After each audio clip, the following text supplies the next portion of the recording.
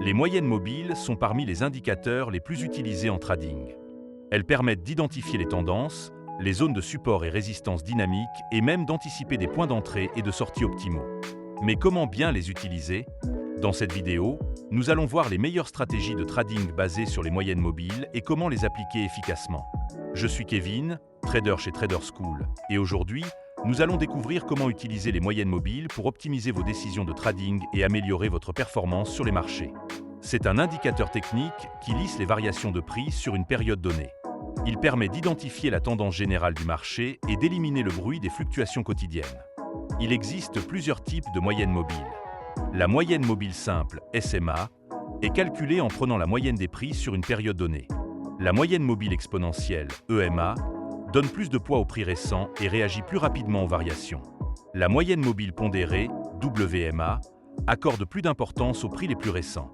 Pour ce qui est des périodes à utiliser, une courte durée, 9, 20, 50 périodes, est idéale pour le scalping et le day trading, une moyenne durée, 100 périodes, est adaptée pour le swing trading et une longue durée, 200 périodes, est utilisée pour le position trading et l'analyse de tendance de fond. La première stratégie que nous allons aborder est celle du croisement de moyennes mobiles, aussi connu sous le nom de Golden Cross et Death Cross. Le principe est d'identifier les changements de tendance avec le croisement de deux moyennes mobiles. Pour l'exécution, un Golden Cross se produit lorsque la SMA 50 croise la SMA 2 cents à la hausse, ce qui constitue un signal d'achat fort. A l'inverse, un Death Cross se produit lorsque la SMA 50 croise la SMA 2 cents à la baisse, ce qui constitue un signal de vente fort. Cette stratégie est idéale pour le swing trading et le position trading. La deuxième stratégie est celle du pullback sur la moyenne mobile 50 ou 200. Le principe ici est d'acheter ou de vendre sur un retest de la moyenne mobile dans une tendance forte. Pour l'exécution, vous devez acheter lorsque le prix touche la EMA 50 ou 2 cents dans une tendance haussière et vendre lorsque le prix touche la EMA 50 ou 2 cents dans une tendance baissière. Il est conseillé d'utiliser des confirmations comme le RSI ou le MACD pour valider l'entrée.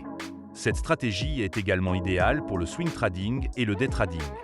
La troisième stratégie est celle de la moyenne mobile comme support, résistance dynamique. Le principe est que les moyennes mobiles agissent comme des supports et résistances dynamiques. Pour l'exécution, vous devez acheter sur un rebond de l'EMA 50 dans une tendance haussière et vendre sur un rejet de l'EMA 50 dans une tendance baissière. Cette stratégie convient aussi bien au swing trading qu'au day trading. La quatrième stratégie combine la moyenne mobile aux bandes de Bollinger. Le principe est d'utiliser les moyennes mobiles pour suivre la tendance et les bandes de Bollinger pour détecter la volatilité. Pour l'exécution, vous devez entrer en position quand le prix rebondit sur la moyenne mobile centrale des bandes de Bollinger et prendre un take profit sur la bande supérieure ou inférieure. Cette stratégie est idéale pour le swing trading et le scalping. La cinquième stratégie est celle de la confirmation avec RSI et moyenne mobile. Le principe est d'utiliser la confluence entre les moyennes mobiles et le RSI pour des entrées plus précises.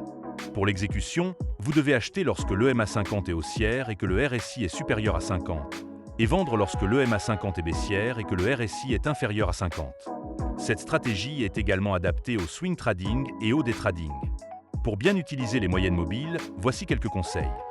Ne pas utiliser trop de moyennes mobiles sur un même graphique pour garder l'analyse claire. Toujours les combiner avec d'autres indicateurs comme le RSI ou le MACD pour éviter les faux signaux.